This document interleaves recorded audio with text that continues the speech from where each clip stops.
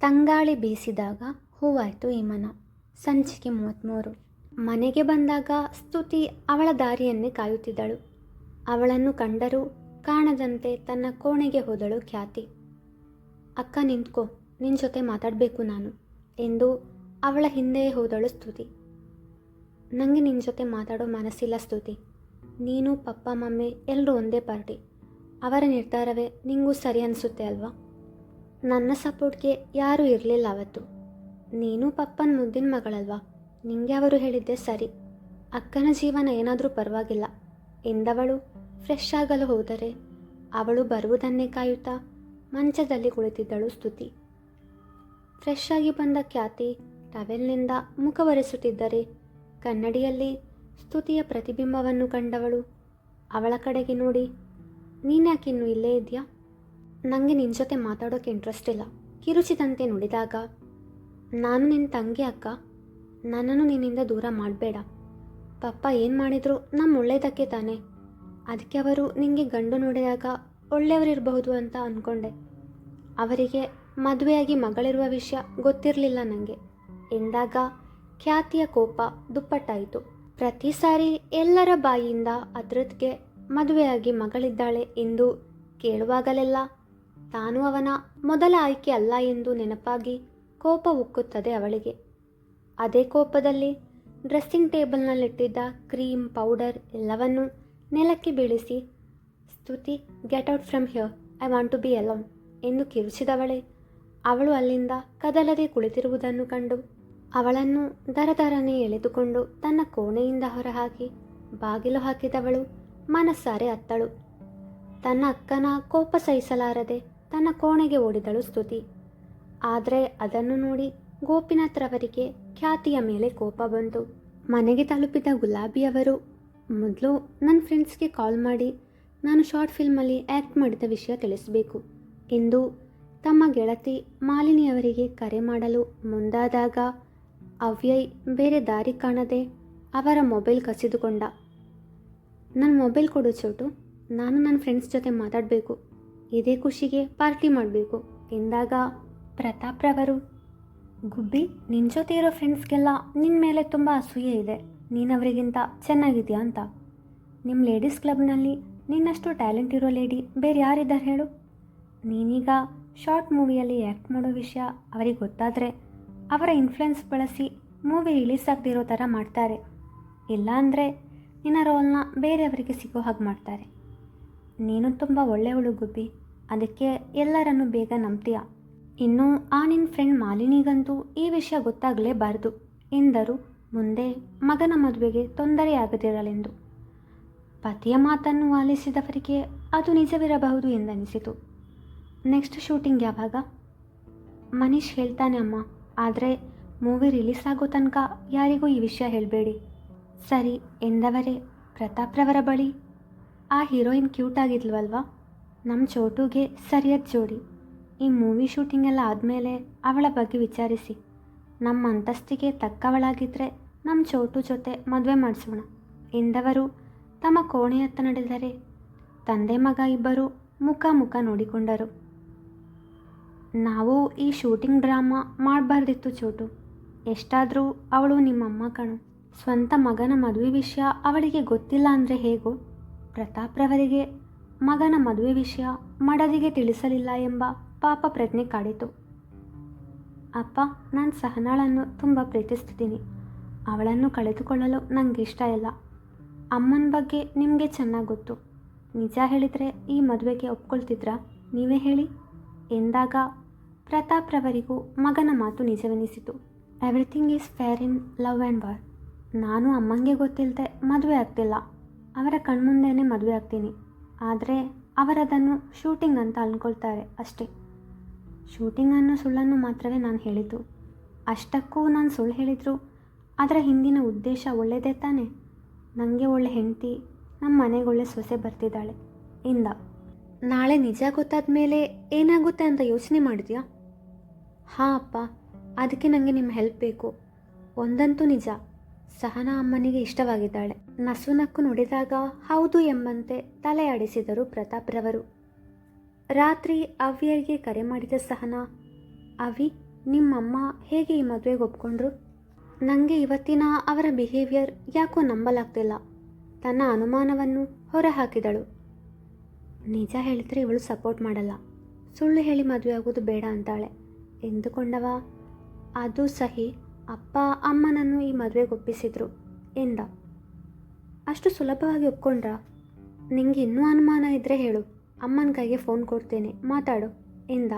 ಅವಳು ಬೇಡ ಎಂದು ಹೇಳುವಳು ಎಂಬ ನಂಬಿಕೆಯಿಂದ. ಅದೆಲ್ಲ ಏನು ಬೇಡ ಅವಿ, ನಿಮ್ಮ ಮೇಲೆ ನಂಗೆ ನಂಬಿಕೆ ಇದೆ, ಅಷ್ಟಿದ್ರೆ ಸಾಕು. ಸಹಿ ಇವತ್ತು ತುಂಬ ಮುದ್ದಾಗಿ ಕಾಣ್ತಿದ್ದೆ ಎಂದಾಗ ತುಸು ನಾಚಿದವಳು ಥ್ಯಾಂಕ್ಸ್ ಎಂದಳು. ಊಟ ಮಾಡಿದ್ಯಾ ಅಥವಾ ನಮ್ಮಮ್ಮನ ಬಗ್ಗೆ ಯೋಚಿಸ್ತಾ ಹಾಗೆ ಕುಳಿತಿದ್ಯಾ? ಅವಳ ಬಗ್ಗೆ ಅರಿವಿದ್ದುದರಿಂದ ಕೇಳಿದ. ಪೆಚ್ಚಾಗಿ ನಕ್ಕವಳು ಈಗ ಊಟ ಮಾಡ್ತೀನಿ, ಗುಡ್ ನೈಟ್ ಎಂದು ಕರೆ ಸ್ಥಗಿತಗೊಳಿಸಿದಳು. ಸಾರಿ ಸಹಿ, ನಿಂಗೆ ಸುಳ್ಳು ಹೇಳಿದೆ, ನಂಗೆ ಬೇರೆ ದಾರಿ ಇರಲಿಲ್ಲ. ನಿಜ ಗೊತ್ತಾದಾಗ ನನ್ನನ್ನು ಕ್ಷಮಿಸ್ತೀಯ ತಾನೆ? ಅವಳ ಫೋಟೋ ನೋಡಿ ಹೇಳಿದವ ಫೋಟೋಗೆ ಮುತ್ತಿಟ್ಟು ಹಾಗೆ ಮಲಗಿದ. ಸಹನಾ ಹಾಗೂ ಅವ್ಯಯ್ ಮದುವೆಗೆ 10 ದಿನಗಳ ನಂತರದ ಮುಹೂರ್ತ ಸಿಕ್ಕಿತು. ಅದು ಬಿಟ್ಟರೆ 3 ತಿಂಗಳ ನಂತರದ ಮುಹೂರ್ತ ಇರುವುದು ಎಂದು ಜ್ಯೋತಿಷಿಗಳು ಹೇಳಿದ್ದರು. ಸತೀಶ್ ರವರು ಪ್ರತಾಪ್ ರವರಿಗೆ ಕರೆ ಮಾಡಿ ವಿಷಯ ತಿಳಿಸಿದಾಗ 10 ದಿನಗಳ ನಂತರದ ಮುಹೂರ್ತದಲ್ಲಿ ಮದುವೆ ಮಾಡೋಣ ಎಂದರು ಪ್ರತಾಪ್ ರವರು. ಮಡದಿಯ ಮುಂದೆ ಹೆಚ್ಚು ದಿನ ನಾಟಕ ಮಾಡಲು ಸಾಧ್ಯವಾಗುವುದಿಲ್ಲವಲ್ಲ. 10 ದಿನದಲ್ಲಿ ಮದುವೆ, ತಯಾರಿಯೆಲ್ಲ ಹೇಗೆ ಮಾಡುವುದು? ಸತೀಶ್ ರವರು ಮಡದಿಯನ್ನು ಕೇಳಿದಾಗ, ಇವತ್ತಿಂದಲೇ ಕೆಲಸವನ್ನು ಶುರು ಮಾಡಬೇಕು ರೀ, ಮೊದಲು ಸಹನಾಗೆ ಸೀರೆ ಹಾಗೂ ಒಡವೆಗಳನ್ನು ತಗೋಬೇಕು ಎಂದರು. ತಡ ಮಾಡೋದು ಬೇಡ, ಬೇಗ ರೆಡಿ ಆಗು, ಹಾಗೆ ಅವೇ ಮನೆಯವರನ್ನು ಸಹ ಕರಿಬೇಕಲ್ವಾ ಎಂದಾಗ, ಹೌದು, ನೀವು ಪ್ರತಾಪ್ ರವರಿಗೆ ಕಾಲ್ ಮಾಡಿ ಎಂದರು ಸುಧಾರವರು. ಸತೀಶ್ ರವರು ಪ್ರತಾಪ್ ರವರ ಬಳಿ ವಿಷಯವನ್ನು ತಿಳಿಸಿದಾಗ, ನಾವಿವತ್ತು ಬ್ಯುಸಿ ಇದ್ದೀವಿ, ನೀವಿವತ್ತು ಹೋಗಿ ನಿಮ್ಗೆ ಏನೇನು ಬೇಕೋ ತಗೊಳ್ಳಿ, ನಾವು ನಾಳೆ ಹೋಗ್ತೀವಿ ಎಂದಾಗ ಸರಿ ಎಂದು ಕರೆ ಸ್ಥಗಿತಗೊಳಿಸಿದರು. ಮಡದಿಯನ್ನು ಶಾಪಿಂಗ್ಗೆ ಕರೆದೊಯ್ದರೆ ಸತೀಶ್ ರವರ ಹಣ ಪೂರ್ತಿ ಅಲ್ಲೇ ಖಾಲಿಯಾಗುತ್ತದೆ ಎಂದು ಪ್ರತಾಪ್ ರವರಿಗೆ ತಿಳಿದಿತ್ತು. ಅವ್ಯಯ್ ಹಾಗೂ ಸಹನಾ ಅಂದು ಆಫೀಸಿನಲ್ಲಿದ್ದರು. ಸತೀಶ್ ರವರು ಸಹನಾಳಿಗೆ ಕರೆ ಮಾಡಿ ವಿಷಯ ತಿಳಿಸಿದಾಗ ಅವಳು ಅವ್ಯಯ್ಗೆ ವಿಷಯ ತಿಳಿಸಲು ಅವನ ಕ್ಯಾಬಿನ್ಗೆ ಹೋದಳು. ಅವಿ, ಅದು ಅಪ್ಪ ಕಾಲ್ ಮಾಡಿದ್ರು, ಇನ್ನು 10 ದಿನದಲ್ಲಿ ನಮ್ಮ ಮದುವೆಯಂತೆ ಎಂದಳು ತುಸು ಆತಂಕದಿಂದ. ಅವ್ಯಯ್ಗೆ ತುಂಬ ಖುಷಿಯಾಗಿತ್ತು, ಆದರೆ ಸಹನಾಳಿಗೆ ಯಾಕೋ ಚಡಪಡಿಕೆ ಶುರುವಾಗಿತ್ತು. ಅವಳ ಮುಖದಲ್ಲಿ ಆತಂಕದ ಛಾಯೆ ಕಂಡವ. ಸಹಿ, ಅರಿ ಓಕೆ ಎಂದಾಗ ಹೌದು ಎಂಬಂತೆ ಉದ್ದುದ್ದ ತಲೆ ಆಡಿಸಿದಳು. ಸುಳ್ಳು ಹೇಳ್ಬೇಡ ಸಹಿ, ಯಾವುದೋ ವಿಷಯನ ಮನಸ್ಸಲ್ಲಿ ಇಟ್ಕೊಂಡು ಕೊರಗ್ತಿದೀಯಾ, ಅದೇನು ಅಂತ ಹೇಳಬಾರ್ದಾ ಎಂದಾಗ ಅವನು ತನ್ನನ್ನು ಅದೆಷ್ಟು ಚೆನ್ನಾಗಿ ಅರಿತಿದ್ದಾನೆ ಎಂದು ಖುಷಿಯಾಯಿತು ಅವಳಿಗೆ. ಅವಿ, ನಾನು ನಿಮ್ಮನ್ನು ತುಂಬ ಪ್ರೀತಿಸ್ತೀನಿ, ನಿಮ್ಮ ಜೊತೆ ಮದುವೆಯಾಗಿ ನಮ್ಮ ಹೊಸ ಜೀವನ, ಮಕ್ಕಳು, ಹೀಗೆ ನಾನು ಕೂಡ ಕನಸು ಕಂಡಿದ್ದೆ. ಆದರೆ ಈಗ ನಮ್ಮ ಮದುವೆಗೆ 10 ದಿನವಷ್ಟೇ ಇರೋದು, ಯಾಕೋ ಭಯ ಆಗ್ತಿದೆ. ನಾನು ಹುಟ್ಟಿ ಬೆಳೆದ ಪರಿಸರ, ನಮ್ಮ ಮನೆಯ ರೀತಿ ನೀತಿ ಬೇರೆ, ನಿಮ್ಮ ಮನೆಯ ರೀತಿ ನೀತಿ ಬೇರೆ. ನಾನು ಸಾಮಾನ್ಯ ಮಿಡಲ್ ಕ್ಲಾಸ್ ಹುಡುಗಿ, ಯಾವುದೇ ಅಂಜಿಕೆ ಇಲ್ಲದೆ ರೋಡ್ ಸೈಡ್ ಆರಾಮಾಗಿ ಪಾನಿಪುರಿ ತಿನ್ಕೊಂಡು ಬರ್ತೀನಿ. ಆದರೆ ಇನ್ಮೇಲೆ ಹಾಗಾಗಲ್ವಲ್ಲ. ನಿಮ್ಮನೆ ಸೊಸೆ ಅಂದಮೇಲೆ ಎಲ್ಲೆಂದರಲ್ಲಿ ಓಡಾಡಿಕೊಂಡಿರೋಕ್ಕಾಗಲ್ಲ. ಯಾರಾದರೂ ನೋಡಿದರೆ ನಿಮಗೆ ತಾನೇ ಅವಮಾನ. ನೀವೆಲ್ಲ 5 ಸ್ಟಾರ್ ರೆಸ್ಟೋರೆಂಟ್ನಲ್ಲಿ ಬ್ರೇಕ್ಫಾಸ್ಟ್ ಮಾಡುವ ಜನರು. ನಾವು ಹೊಟ್ಟೆ ಹಸಿವಾದರೆ ಎಲ್ಲಿ ಬೇಕಾದರೂ ತಿಂತೀವಿ, ರೋಡಲ್ಲಿ ನಡ್ಕೊಂಡಾದರೂ ಸರಿ. ಇನ್ನು ಬಟ್ಟೆ ಕೂಡ ಅಷ್ಟೇ, ನಮಗೆ ಬರೋ ಸ್ಯಾಲರಿಯಲ್ಲಿ ಇಷ್ಟು ಸೇವಿಂಗ್ಸ್ ಅಂತ ಉಳಿಸಿ ಉಳಿದ ಹಣದಲ್ಲಿ ಚಿಕ್ಕದಾಗಿ ಶಾಪಿಂಗ್ ಮಾಡ್ತೀವಿ. ಬ್ರ್ಯಾಂಡೆಡ್ ಬೇಕು ಅಂತ ಇಲ್ಲ, ನಮಗೆ ಇಷ್ಟವಾಗಿದ್ದನ್ನು ಸೆಲೆಕ್ಟ್ ಮಾಡ್ತೀವಿ. ಆದರೆ ಇನ್ಮೇಲೆ ಬ್ರ್ಯಾಂಡೆಡ್ ಬಟ್ಟೆನೇ ಹಾಕ್ಕೋಬೇಕು. ತನ್ನ ಈಗಿನ ಜೀವನ ಹಾಗೂ ಮುಂದಿನ ಜೀವನದ ಬಗ್ಗೆ ಹೋಲಿಸಿ ಮಾತನಾಡುತ್ತಿದ್ದಳವಳು. ಅವ್ಯಯ್ ಅವಳ ಮಾತುಗಳನ್ನು ಶಾಂತಿಯಿಂದ ಆಲಿಸುತ್ತಿದ್ದ. ತನ್ನ ಮಾತು ಮುಗಿಸಿ ಅವನತ್ತ ನೋಡಿದಳು. ಅವನು ಏನೊಂದು ಮಾತನಾಡದೆ ಅವಳನ್ನೇ ನೋಡುತ್ತಿದ್ದ. ಅವಿ, ಅದು ನಿಮ್ಮ ಬಗ್ಗೆ ನಂಗೆ ಗೊತ್ತು. ನಾನು ಹೇಗಿದ್ದರೂ ನೀವು ನನಗೆ ಏನೂ ಹೇಳಲ್ಲ. ಆದರೆ ಅತ್ತೆ ಅವರ ಬಗ್ಗೆ ಗೊತ್ತು ನನಗೆ. ಅವರ ಸೊಸೆಯಾಗುವವಳು ಹೇಗಿರಬೇಕು ಅಂತ ಅವತ್ತು ರೆಸ್ಟೋರೆಂಟ್ನಲ್ಲಿ ಹೇಳಿದ್ದನ್ನು ನಾನು ಕೇಳಿಸ್ಕೊಂಡಿದ್ದೆ ತಾನೆ ಎಂದಳು ತಲೆ ತಗ್ಗಿಸಿ. ಅವನು ಈಗಲೂ ಮೌನವಾಗಿಯೇ ಇದ್ದ. ನಾನು ಮಾತಾಡಿದ್ರಲ್ಲಿ ಏನಾದರೂ ತಪ್ಪಿದೆಯಾ? ಅವರಮ್ಮನ ಬಗ್ಗೆ ಹೇಳಿದ್ದು ಇಷ್ಟವಾಗಿರಲ್ಲ ಅನಿಸುತ್ತೆ. ಎಷ್ಟಾದರೂ ಅವರಮ್ಮ, ನಾನೇ ಸ್ವಲ್ಪ ನೋಡ್ಕೊಂಡು ಮಾತಾಡಬೇಕಿತ್ತು ಎಂದುಕೊಂಡವಳು. ಸಾರಿ ಅವಿ ಎಂದು ಹೊರಡಲನುವಾದಾಗ ಅವಳತ್ತ ಬಂದವ ಅವಳ ಕಣ್ಗಳನ್ನೇ ನೋಡತೊಡಗಿದ. ಅವಳಿಗೆ ಅವನ ನೋಟ ಎದುರಿಸಲಾಗಲಿಲ್ಲ. ಅವಿ ವರ್ಕ್ ಇದೆ, ನಾನು ಹೋಗ್ತೀನಿ ಎಂದು ಎದ್ದವಳನ್ನು ಕೂರಿಸಿದವನು ತಾನು ಅವಳ ಪಕ್ಕದಲ್ಲಿ ಕುಳಿತು, ಸಹಿ ನೀನು ಯಾವಾಗ ಹೀಗೆಲ್ಲ ಕಂಪೇರ್ ಮಾಡೋಕ್ಕೆ ಶುರು ಮಾಡಿದೆ ಎಂದು ನೇರವಾಗಿ ಪ್ರಶ್ನಿಸಿದ. ಅದು ಮದುವೆ ದಿನ ಹತ್ತಿರ ಬರ್ತಿದ್ದ ಹಾಗೆ ಯಾಕೋ ನಾನು ನಿಮ್ಮ ಮನೆಗೆ ಹೊಂದಿಕೊಂಡು ಹೋಗ್ತೀನೋ ಇಲ್ವೋ ಅಂತ ಭಯ ನನಗೆ ಎಂದಳು. ನಾನು ಕೇಳಿದ ಪ್ರಶ್ನೆಗೆ ಉತ್ತರ ಇದಲ್ಲ ಎಂದ ಗಂಭೀರವಾಗಿ. ಸಹನಾ ಮೌನವಾದಳು. ಅವಳ ಬಳಿ ಅವನ ಪ್ರಶ್ನೆಗೆ ಉತ್ತರವಿರಲಿಲ್ಲ. ಸಹಿ, ನೀನು ಪ್ರೀತಿಸಿದ್ದು ನನ್ನನ್ನು ತಾನೆ? ಯಾಕವಿ ಹೀಗೆಲ್ಲ ಕೇಳ್ತಿದ್ದೀರಿ? ನಾನು ಇಲ್ಲಿ ತನಕ ನಿಮಗೆ ಯಾವ ವಿಷಯದಲ್ಲಾದರೂ ಹಾಗೆ ಇರಬೇಕು ಹೀಗೆ ಇರಬೇಕು ಅಂತ ಏನಾದರೂ ರೆಸ್ಟ್ರಿಕ್ಷನ್ಸ್ ಹಾಕಿದ್ದೀನಾ ಎಂದಾಗ ಇಲ್ಲ ಎಂದಳು. ಮತ್ತು ಇವಾಗ ಯಾಕೆ ಏನೇನೋ ಯೋಚಿಸ್ತಿದೆಯಾ?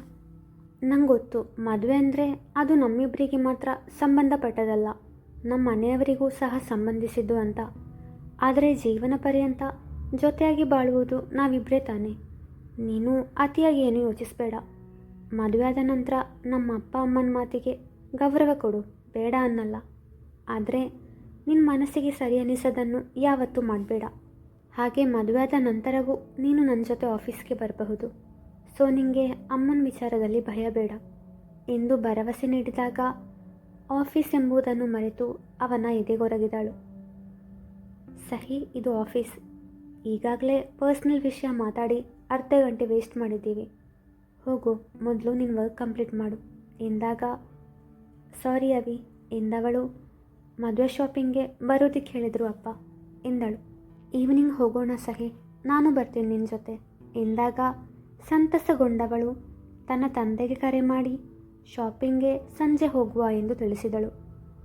ಸಹನಾಳ ಮನದ ಗೊಂದಲವೆಲ್ಲ ದೂರವಾಗಿತ್ತು.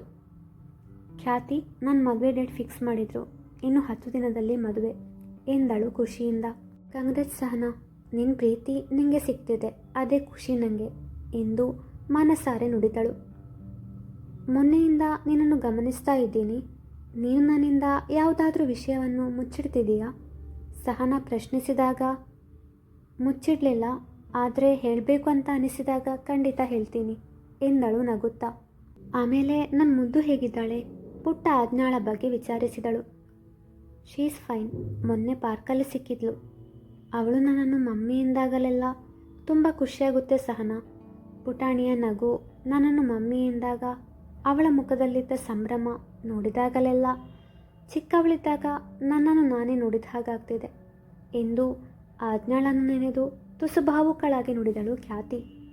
ಅವಳ ಮನದಲ್ಲಿ ಏನು ನಡೆಯುತ್ತಿದೆ ಎಂದು ಅರ್ಥ ಮಾಡಿಕೊಂಡವಳು ವಿಷಯ ಬದಲಾಯಿಸುವ ಸಲುವಾಗಿ, ಈವ್ನಿಂಗ್ ಮದುವೆ ಶಾಪಿಂಗ್ಗೆ ಹೋಗ್ತಿದ್ದೀವಿ, ನೀನು ಬಾ ಎಂದಾಗ ಸರಿ ಬರ್ತೀನಿ ಎಂದು ಸಮ್ಮತಿಸಿದಳು ಖ್ಯಾತಿ. ಮುಂದುವರಿಯುವುದು